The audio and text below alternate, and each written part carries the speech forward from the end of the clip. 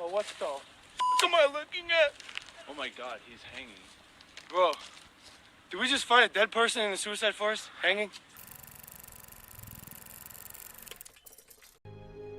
Yeah.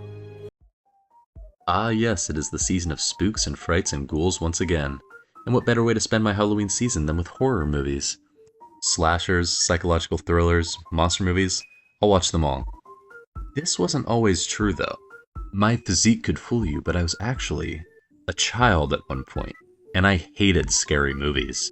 I couldn't handle watching the scary Wallace and Gromit movie without losing a night of sleep over the were-rabbit. This is true. But one fateful night, my cousin convinced me to watch a little movie called Sinister starring Ethan Hawke, and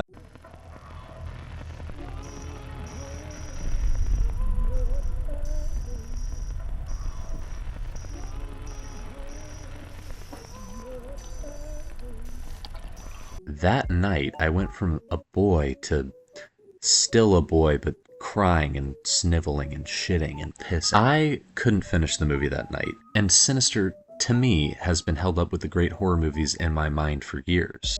But now, as a greasy, sweaty, theoretically tax-paying American, it's time to come back and conquer this beast once and for all.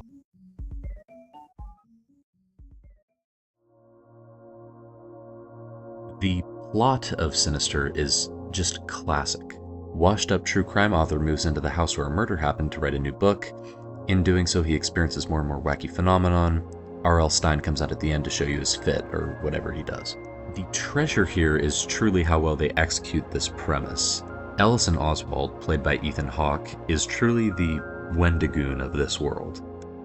He breaks down true crime mysteries that not even the police could solve. He also made a great book, once, but has been steadily declining for years, and so, for the sake of his career, moves out of his plantation mansion and into the house where a family was murdered and the daughter disappeared. His wife is constantly worried because of the shit Ellison pulls at all times, and she isn't aware of what house they moved into. Ellison, we didn't move in a few houses down from a crime scene again, did we? We didn't. I'm sure that will work out just fine. Yes, I do! I understand! He has 2 kids who misbehave and draw all over the walls and leave their shit all over the house. I bet they put this damn box in the attic. Huh. This must be one of those Mr. Beast videos.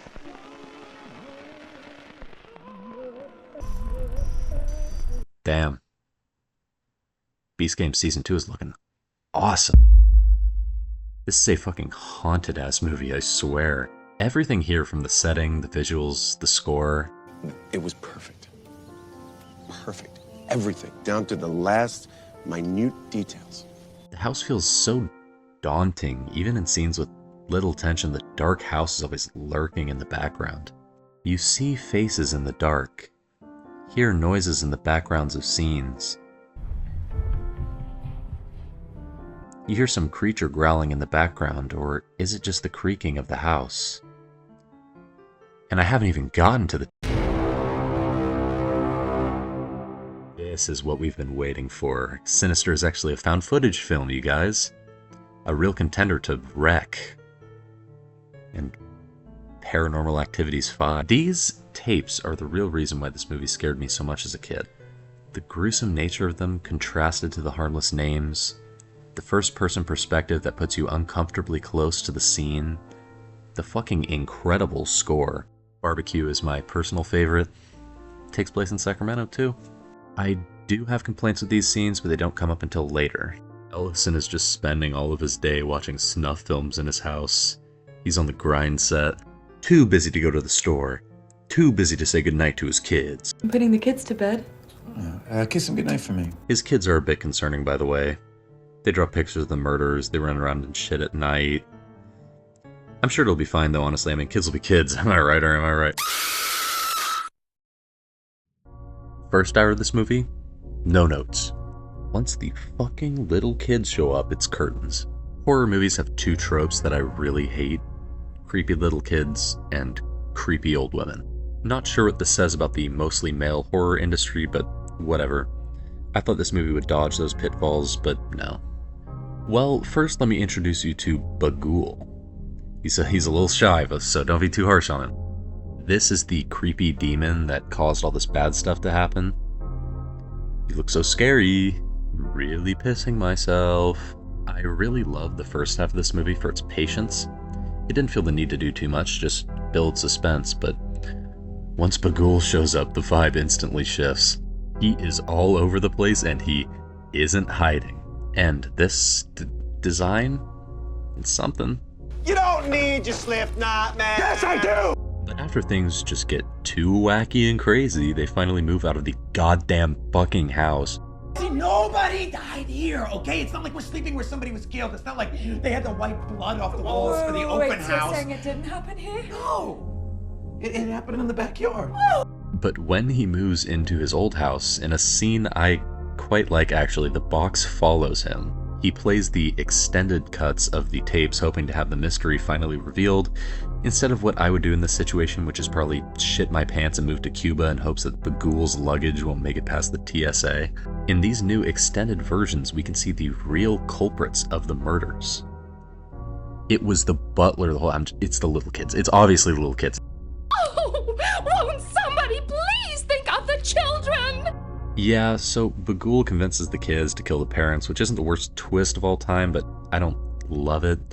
Thing I hate most of all is this dumbass fucking smile they do at the end. Bravo, Scott. In the end, Ellison's own daughter spikes his drink and creates a compelling argument for not owning a fire axe within reach of children. Whoa, cool down there, Rick Ross. Put Molly all in her champagne. She ain't need none. I hate to hate this movie because it has some of my favorite scenes of all time and a score that gives me what a medical professional would probably refer to as concerning symptoms, but the ending really bites my dick. That scene I showed earlier, that was the real ending of this movie. They ended it with a jump scare. Yeah. Turns out when I saw it as a kid, I had already seen everything this movie had to offer, and that's disappointing. I know it had a sequel, but I think I'll stick to rewatching Meg 2 and the 2022 Texas Chainsaw Massacre before I give it a try.